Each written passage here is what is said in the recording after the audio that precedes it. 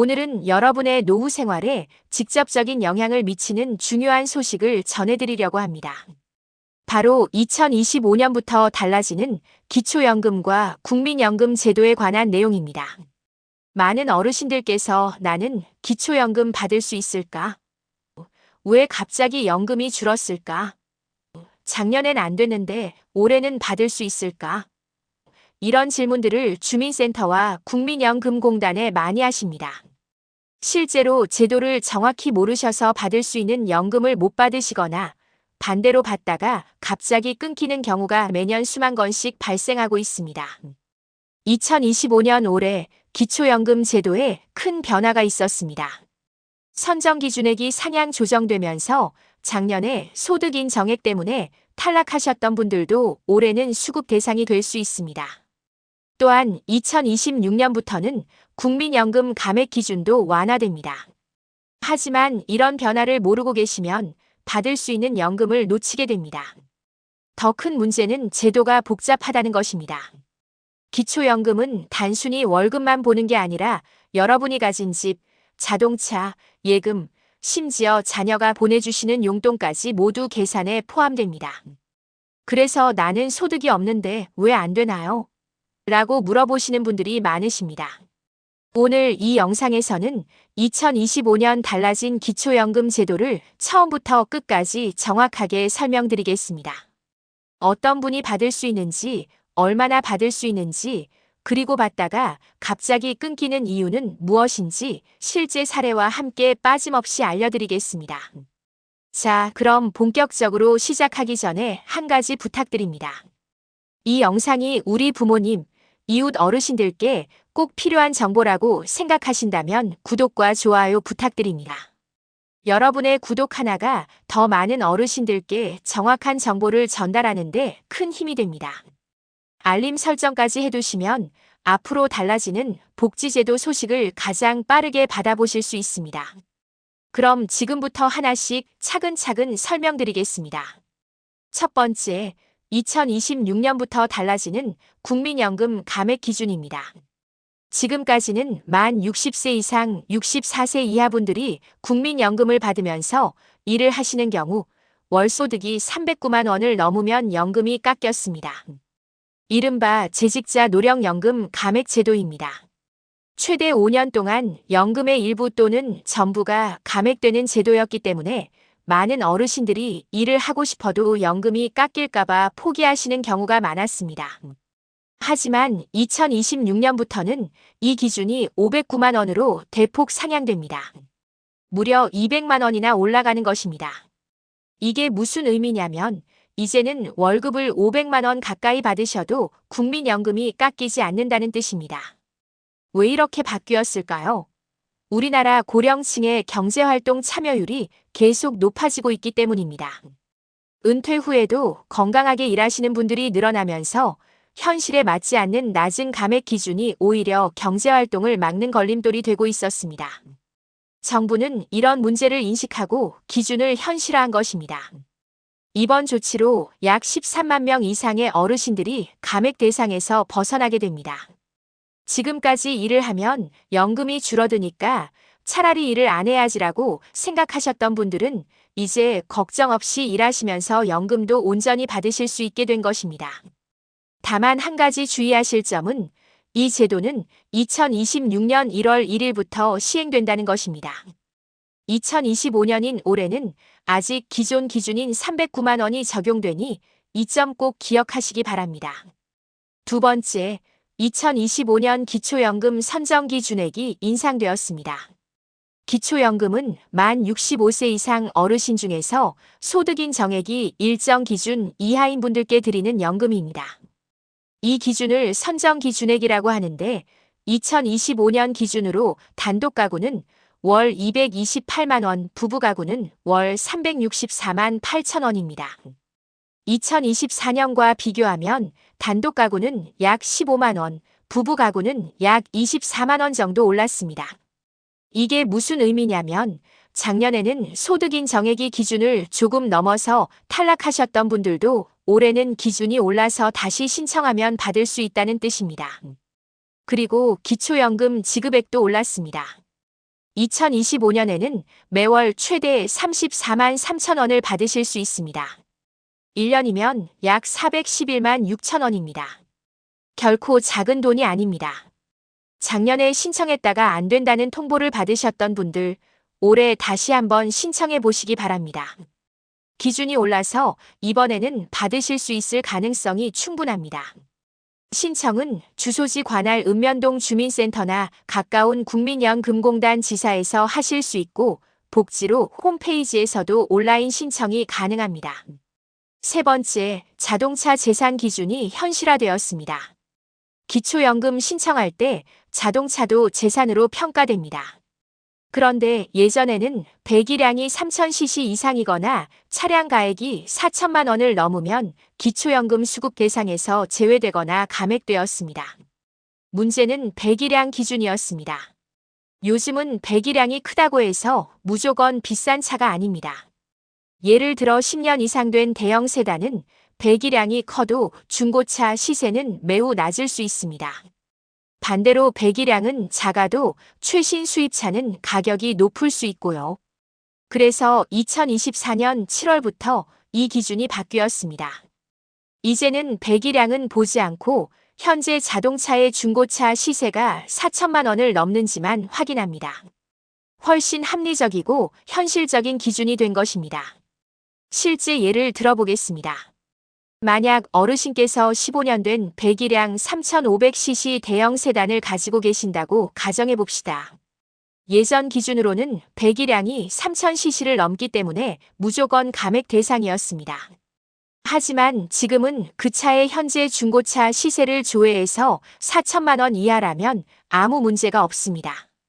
반대로 배기량이 2000cc 미만인 소형차라도 최신 모델이어서 중고 시세가 4천만 원을 넘는다면 그때는 재산으로 평가됩니다. 자동차의 실제 가치를 반영하는 공정한 기준으로 개선된 것입니다. 자동차 가액은 보험개발원에서 제공하는 차량 기준가액을 기준으로 하며 신청하시면 담당 공무원이 직접 조회해서 확인합니다. 만약 본인 차량의 시세가 궁금하시다면 보험개발원 홈페이지에서 미리 확인해 보실 수도 있습니다. 네 번째, 소득인 정액 계산 방식을 정확히 이해하셔야 합니다. 많은 어르신들이 기초연금 신청 후 탈락 통보를 받으시면 나는 일도 안 하고 소득이 없는데 왜 안 되나요? 라고 문의하십니다. 여기서 핵심은 기초연금의 소득인 정액은 단순히 월급이나 사업소득만 보는 게 아니라는 것입니다. 소득인 정액은 소득평가액과 재산의 소득 환산액을 합쳐서 계산합니다. 쉽게 말해서 여러분이 벌어들이는 돈과 가지고 계신 재산을 모두 소득으로 환산해서 더한다는 뜻입니다. 먼저 소득평가액부터 설명드리겠습니다. 여기에는 근로소득, 사업소득, 재산소득, 공적이전 소득 등이 포함됩니다. 그런데 근로소득의 경우 일정 금액을 공제해 줍니다. 2025년 기준으로 근로소득이 있으시면 기본적으로 월 110만 원을 먼저 빼드립니다. 그리고 남은 금액의 30%를 추가로 공제합니다. 예를 들어 월 근로소득이 200만 원이라면 110만 원을 먼저 빼면 90만 원이 남습니다. 여기서 다시 30%인 27만 원을 빼면 최종적으로 63만 원만 소득으로 인정됩니다. 사업소득도 마찬가지입니다. 농업이나 업, 임업소득의 경우에도 필요 경비를 인정해드립니다. 다만 이때 중요한 것은 증빙 자료입니다. 실제로 농사를 지으시면서 비료나 농약, 기계 임대료 등을 지출하셨다면 영수증이나 계좌이체 내역을 꼭 보관하시기 바랍니다. 증빙이 없으면 표준 경비율로만 인정되기 때문에 실제보다 소득이 높게 계산될 수 있습니다. 다음은 재산의 소득 환산액입니다. 이 부분이 많은 분들이 혼란스러워 하시는 부분입니다. 재산에는 일반 재산, 금융 재산, 자동차가 포함됩니다. 일반 재산은 주택, 토지, 건물 등 부동산을 말합니다. 금융 재산은 예금, 적금, 주식, 채권, 보험의 해약 환급금, 연금저축 등이 포함됩니다. 이 재산들을 다 합친 다음 부채가 있으면 빼줍니다. 그리고 지역별로 기본 재산액을 공제해 줍니다. 대도시는 1억 3,500만 원, 중소도시는 8,500만 원, 농어촌은 7,250만 원을 기본적으로 빼줍니다. 여기에 금융재산은 2천만 원을 추가로 공제합니다. 남은 재산에 대해서는 연 4%의 소득 환산율을 적용해서 월소득으로 환산합니다. 예를 들어 공제 후 남은 재산이 6천만 원이라면 6천만 원의 4%는 240만 원이고 이걸 12개월로 나누면 월 20만 원이 소득으로 인정되는 것입니다. 그런데 금융재산이 1억 원을 넘으면 소득 환산율이 달라집니다.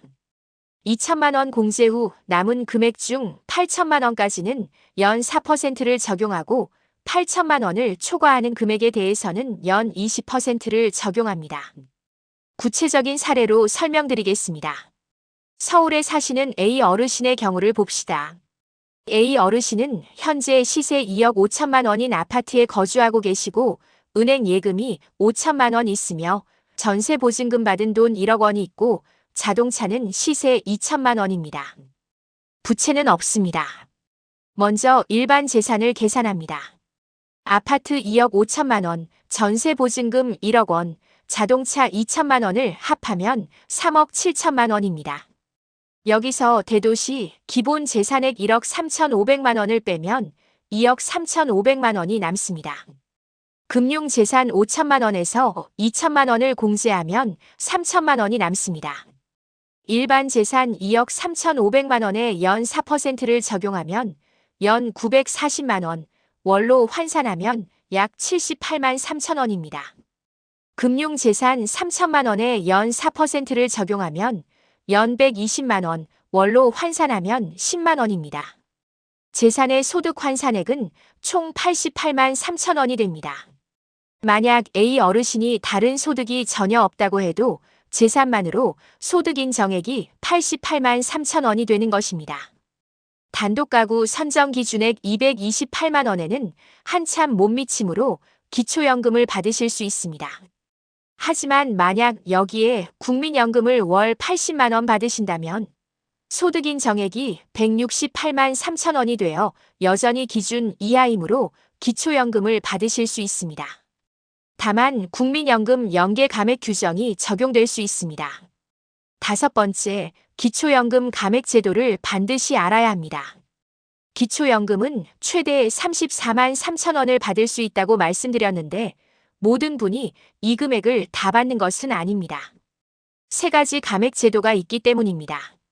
첫 번째는 부부 감액 제도입니다. 부부가 모두 기초연금을 받는 경우 각각 20%씩 감액됩니다. 최대 금액 34만 3천 원에 20%인 6만 8,600원이 깎여서 각각 27만 4,400원씩 받게 됩니다. 두 분 합쳐서 54만 8,800원입니다. 이 제도는 형평성 논란이 많았습니다. 왜 부부라는 이유만으로 깎느냐는 비판이 계속 제기되어 왔고 정부도 이를 인정했습니다. 그래서 2027년부터 단계적으로 폐지됩니다. 2027년에는 10% 감액, 2028년에는 5% 감액, 2029년에는 2.5% 감액, 그리고 2030년에는 완전히 폐지됩니다. 두 번째는 국민연금 연계 감액입니다. 국민연금을 월 51만 원 이상 받으시는 분들은 기초연금이 일부 감액됩니다. 이는 국민연금 가입 기간이 길었던 분들과 짧았던 분들 간의 형평성을 맞추기 위한 제도입니다. 2025년 기초연금 제도 변화 완전 정리 3페이지. 구체적으로 국민연금 월 수령액이 51만 원 이상인 경우 51만 원을 초과하는 금액의 일정 비율만큼 기초연금이 감액됩니다. 감액 비율과 방식은 복잡한 산식으로 계산되는데 대략 국민연금을 많이 받을수록 기초연금은 줄어들게 됩니다. 현재 이 제도로 인해 약 70만 명의 어르신들이 영향을 받고 계십니다. 이 제도 역시 형평성 논란이 있어서 정부와 국회에서 개선 방안을 논의하고 있습니다. 국민연금을 성실하게 많이 납부하신 분들이 오히려 손해를 보는 구조라는 지적이 있기 때문입니다. 세 번째는 소득력 전방지 감액입니다. 기초연금을 받음으로써 소득인 정액이 선정 기준액을 초과하게 되는 경우 초과하는 금액만큼만 기초연금을 감액해서 지급합니다. 예를 들어 단독가구 비어르신의 소득인 정액이 225만 원이라고 가정해 봅시다. 선정 기준액 228만 원보다 3만 원 적음으로 기초연금 수급 대상입니다. 그런데 기초연금 34만 3천 원을 그대로 주면 소득인 정액이 259만 3천 원이 되어 선정 기준액을 크게 초과합니다. 이런 경우 기초연금을 받아도 소득인 정액이 선정 기준액인 228만 원을 넘지 않도록 3만 원만 지급합니다. 이것이 소득역 전방지 감액입니다. 선정 기준액에 아슬아슬하게 걸리신 분들에게 적용되는 제도입니다. 6번째, 연금이 끊기는 실제 사례와 예방법입니다. 현장에서 가장 많이 발생하는 문제 상황들을 말씀드리겠습니다. 첫 번째 사례, 자녀가 효도하려고 매달 일정 금액을 자동이체로 보내드리는 경우입니다. 예를 들어 자녀가 매달 50만 원씩 자동이체로 용돈을 보내드린다면 이것이 정기적인 사적이전 소득으로 간주되어 소득에 포함됩니다. 그 결과 소득인 정액이 기준을 초과해서 기초연금이 중지되거나 감액될 수 있습니다. 이런 경우 어떻게 해야 할까요? 자녀가 보내는 용돈은 금액과 날짜를 불규칙하게 하는 것이 좋습니다. 정기적이고 규칙적인 이체는 소득으로 보지만 비정기적이고 금액이 일정하지 않은 증여는 일시적 지원으로 보기 때문입니다. 두 번째 사례, 목돈이 갑자기 입금되는 경우입니다. 자녀 결혼식 축의금, 병원비 지원금, 차용금 상환 등으로 큰돈이 통장에 들어오면 금융재산이 갑자기 증가합니다. 이 경우 다음 정기조사나 확인조사에서 금융재산 증가가 포착되어 감액되거나 중지될 수 있습니다. 예방하려면 큰돈이 들어왔을 때 통장에 메모를 해두시거나 증빙 자료를 보관하시는 것이 좋습니다. 축의금이라면 청첩장, 병원비 지원이라면 진단서와 영수증, 차용금 상환이라면 차용증 등을 준비해 두시면 소명할 때 도움이 됩니다. 세 번째 사례, 퇴직금이나 보험 만기금을 받는 경우입니다. 만 65세 이후에도 일을 하시다가 퇴직하시거나 연금보험이나 저축성 보험이 만기가 되어 목돈을 받으시면 금융재산으로 고스란히 잡힙니다. 예를 들어 시 어르신이 퇴직금으로 5천만 원을 받아서 은행에 예금하셨다고 가정해 봅시다. 기존에 금융재산이 3천만 원 있었다면 이제 총 8천만 원이 됩니다. 금융재산 공제액 2천만 원을 빼면 6천만 원이 남고 여기에 연 4%를 적용하면 연 240만 원, 월 20만 원이 소득으로 환산됩니다. 이전보다 소득인 정액이 크게 증가해서 기초연금이 감액되거나 중지될 수 있습니다. 이런 경우 목돈을 한 곳에 모아두지 마시고 분산하시는 것도 방법입니다. 물론 금융재산 총액은 같지만 일부는 생활비로 사용하시고 일부는 필요한 곳에 미리 지출하시면 재산이 줄어듭니다. 또한 금융재산이 1억 원을 넘지 않도록 관리하시는 것이 중요합니다. 1억 원을 넘으면 초과분에 대해 20%의 높은 환산율이 적용되기 때문입니다. 네 번째 사례, 농업이나 어업소득 신고 문제입니다. 농사를 지으시거나 어업에 종사하시는 어르신들의 경우 실제로는 경비가 많이 들어가는데 증빙을 하지 못하면 소득이 높게 계산됩니다. 예를 들어 D 어르신이 벼농사로 연간 쌀 판매 수입이 1,000만 원이라고 신고하셨다고 가정해 봅시다. 실제로는 비료값, 농약값, 농기계 임대료 등으로 500만 원 이상이 들어갔지만 영수증을 버렸습니다. 이런 경우 표준 경비율로만 인정되어 실제 소득이 과다하게 계산될 수 있습니다. 농업업 소득이 있으신 분들은 모든 영수증과 거래 내역을 철저히 보관하시기 바랍니다. 카드 영수증, 계좌이체 내역, 현금 영수증 등 모든 증빙 자료가 도움이 됩니다. 7번째, 신청 방법과 주의사항입니다. 기초연금은 자동으로 지급되는 것이 아닙니다. 반드시 신청해야 받을 수 있습니다. 만 65세 생일이 속한 달의 한 달 전부터 신청 가능합니다. 예를 들어 3월 15일이 생일이시라면 2월 1일부터 신청할 수 있습니다. 신청은 주소지 관할 읍면동 주민센터, 전국국민연금공단 지사 또는 복지로 웹사이트와 모바일 앱에서 할 수 있습니다. 방문이 어려우신 경우 국민연금공단 콜센터 1355로 전화하시면 우편 신청도 가능합니다. 신청할 때 필요한 서류는 신분증, 본인 명의 통장, 배우자의 금융정보 제공 동의서 등입니다.